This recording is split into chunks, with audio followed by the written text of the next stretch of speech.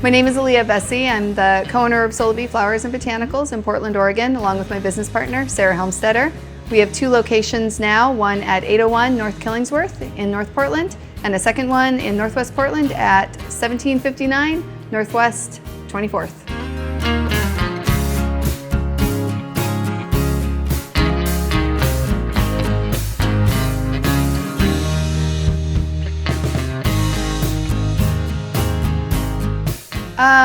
We never intended to open a flower shop. It was kind of entirely accidental.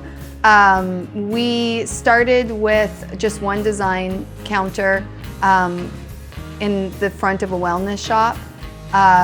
It was all we could afford for rent at the time, and just had one bay window and a door to the street, and we were open by appointment, or if you caught us, we would do a lot of weddings and events and restaurant accounts to start, which was kind of how we were able to keep the flow of flowers going. And then on that bay window, we thought, let's put some plants, and if they sell, we'll get more.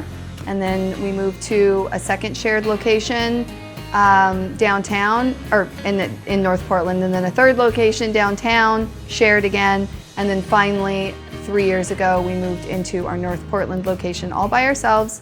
Really intentional location from the start, and it took off from there. We both worked for a really busy floral shop here in Portland at 2 different locations managing, and then 2008 happened, which is, you know, anyone that has worked in the floral industry that long will know immediately what that meant for our business. We both took options to lay off from the position, and we had a really hard time finding work afterwards. It just wasn't there. We really started just with a $2,000 investment and just turned it around slowly, being really, really careful with our bottom line, always watching our back end of our business, and most importantly, just giving our customers really consistent quality and really good work every single time so they return to us. So we work with mostly local growers first, which in the summer can be 90% of what we get. And we've been cultivating these relationships with these growers for some 15 years now. Newer growers come in and they know our reputation, and sometimes they'll just pull aside like a cool micro crop that they have. And so we just really pay attention to the micro seasons, getting the best product, because without the best products, like, you know, you are what your ingredients are. We don't have a floral cooler either, and we never have, and we probably never will. We buy fresh, and we're very good at estimating what our needs will be.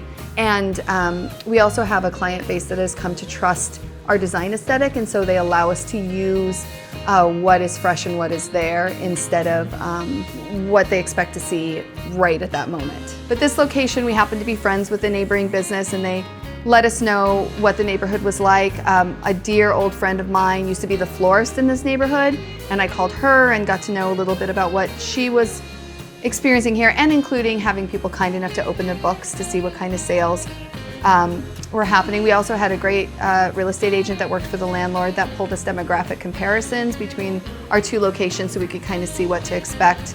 And then the landlord is just a really talented architect who we just were really excited to be associated with. He builds a lot of cool buildings, and work can come through that, and just, you know, getting to know him as a person and his business. There's 18 of us now, plus there's some financial people behind the scenes as well that kind of help with books and accounting. We really look for people that have real world experience.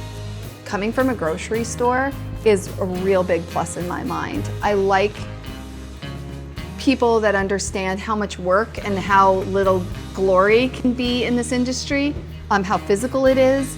It's really hard to get a new employee that has expectation of what they believe floral design is without actually knowing it. And this environment can be fast enough paced that it's not really a great place to learn that. Yeah, the plant business and the floral business are 2 entirely different businesses, and it really is double the labor and double the, you know, the complications that come along with that. But they really complement each other really well. It is about equal, 50-50. With floral, there's There used to be, there's not so much anymore for us, but there used to be, dips in business around, in between wedding seasons or, outside of holidays and those kinds of things. And the plants allowed us just a little bit of a steady hand to support like an actual location. Every single customer counts. Everybody that walks through your door and everybody that you have an experience with, to remember to be grateful, to remember to be of service, and to remember that they're seeking something that is a connection with nature that belongs to all of us. And if you can be that conduit and you can help channel what their vision of beauty is, they'll just keep coming back again and again. And it really is. It doesn't matter how many Instagram followers you have. It doesn't matter. I mean, those things are nice for getting new customers, but really the core of your business will be those return customers and the people that show, loyalty and affection towards your business. And tell their friends about your business as well, because, an Instagram like is one thing, but an Instagram like and then having your neighbor say, hey, I just went to Solabee, that's it, 2 points of contact, and I think people are sold.